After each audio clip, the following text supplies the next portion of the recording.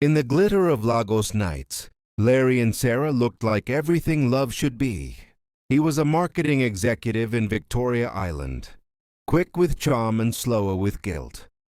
She was a soft-spoken event planner whose smile could calm chaos. Together they were admired, envied, even used as an example during wedding toasts. But inside that picture of devotion lived a secret. Larry loved his wife, yet he couldn't stop chasing attention that wasn't hers. Numbers saved under business names. Laughter that lasted too long on phone calls. It all started small, then grew bold, and every night he whispered the same prayer. Lord, help me change. Just don't let Sarah ever find out. Sarah was no fool. One evening, while ironing his shirt, she saw a message light up Larry's phone. I missed the way you held me last night. Her heart paused, but her face didn't. She folded the shirt neatly, placed it on the bed, and said only, "Dinner's ready." That night she didn't sleep much. When he turned in his sleep, she turned her thoughts. The next day, another message came. Then a lipstick stain on a handkerchief that didn't belong to her shade. A forgotten hotel receipt slipped between the pages of his notebook. Little pieces that built a picture too clear to ignore. Finally, one evening she asked, voice calm but trembling, "Larry, are you seeing someone else?" He blinked twice, then laughed softly. The way guilty men do when cornered. "Come on, Sarah. Why would you think of something like that? I told you before the hotel receipt belonged to my guy Kelvin." His confidence was almost convincing. Almost. Sarah smiled. "All right, I believe you." But something inside her shifted that day. The next morning, she began watching him the way detectives watch suspects. Silently, patiently, and the more she saw, the less she spoke. She found new messages, secret calls, strange perfumes. Each discovery pressed her further into quiet. From that day, Sarah became two people, the wife he saw, sweet and welcoming, and the woman behind her eyes, calm, cold, and waiting. Larry didn't notice it at first. The way Sarah stopped asking where he was going. The way she no longer checked his phone when he left it on the table. The way her smile stayed but her eyes didn't follow. She was still the same woman. Or so he thought. Dinner was ready on time. Her hugs were warm, her laughter soft. But something had changed. Something deep, silent, and dangerous. Sarah had learned that silence speaks louder than screams. When Larry came home late, she didn't complain. She just said, "Welcome home," kissed him lightly, and went to bed. He thought he had peace. But what he didn't know was that his peace was the sound of his wife giving up. Days turned into weeks. Sarah started digging quietly, following clues, reading messages, memorizing names. That's when she found out there wasn't just one woman. There were three. One was a co-worker, one lived across town, and one, the boldest, was even pregnant. Sarah sat alone one evening, holding the woman's picture in her hand.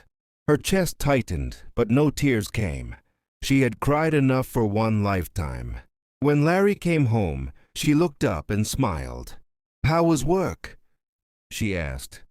He smiled back, relieved. "Stressful, but fine." She nodded. "I made your favorite." He kissed her forehead, thanking her. And that night, as he slept peacefully beside her, Sarah whispered to herself, "You'll never see it coming." Larry's life was suddenly spinning faster than he could hold together. His phone wouldn't stop buzzing. Calls, messages, missed calls, all from one name, Tina. The bold one, the one who once told him, "You can't hide me forever." He ignored her messages at first, but when she finally sent a photo, the ultrasound photo, his heart dropped into his stomach. She was pregnant. He sat in his car outside the office, sweat breaking through his shirt as Lagos traffic honked around him. For the first time, Larry was scared, not of losing Tina, but of losing everything else. His home, his peace, Sarah. That night he couldn't eat. Sarah noticed but said nothing. She quietly packed his lunch for the next day, humming softly while Larry sat at the edge of the bed, replaying Tina's voice note over and over. "Larry, I'm keeping it. I don't care what you say. You started this. You'll finish it." He begged her for days to reconsider, telling her he wasn't ready, that his marriage couldn't survive it. He promised her money, trips, anything. Sarah saw the worry on his face, the dark circles under his eyes. "Are you okay?" she asked one night. "I'm fine," he lied, forcing a smile. But Sarah already knew. She had read his messages days before. She knew about the pregnancy. She knew about the panic. And every time he said, "I'm fine," she whispered quietly inside, "I know you are not."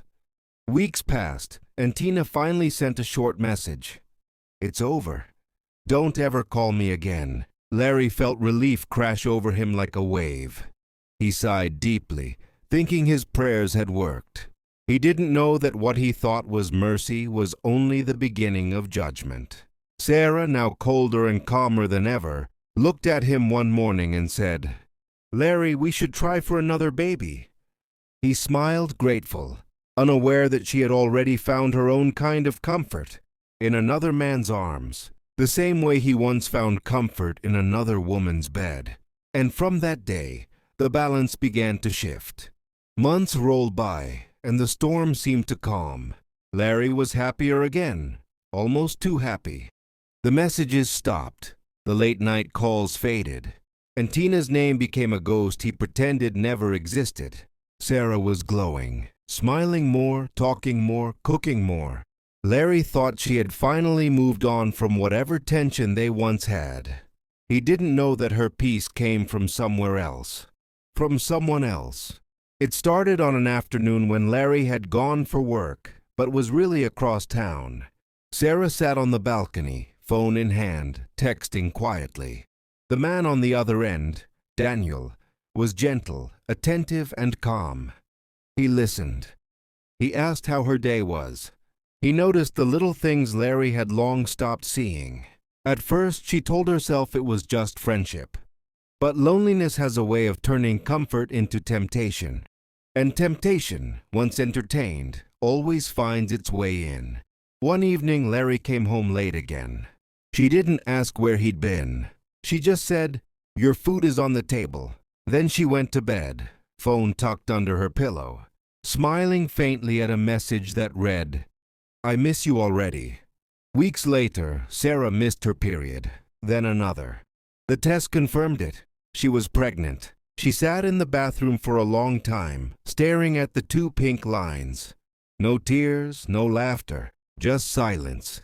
When she told Larry that night, he jumped up and held her tight, joy bursting from him like sunlight through clouds. He kissed her forehead, promising to be a better man, promising everything. Sarah smiled faintly.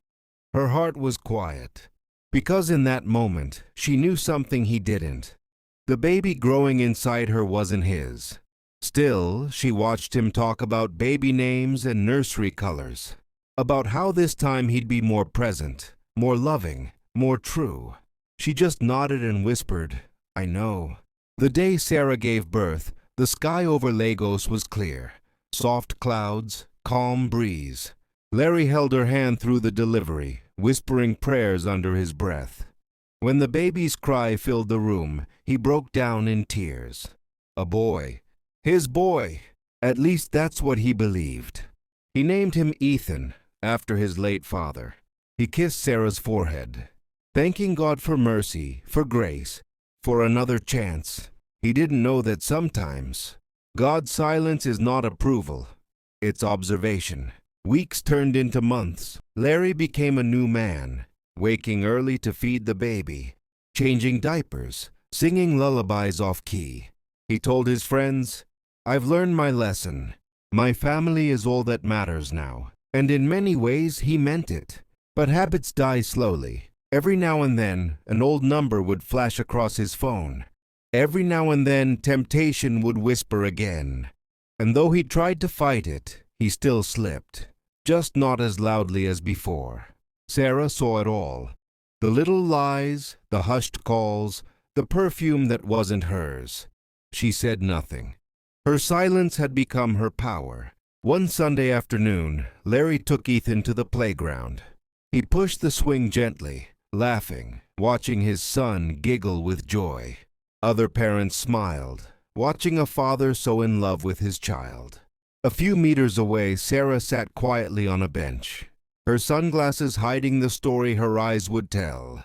She watched them, the man who broke her heart and the boy who healed it.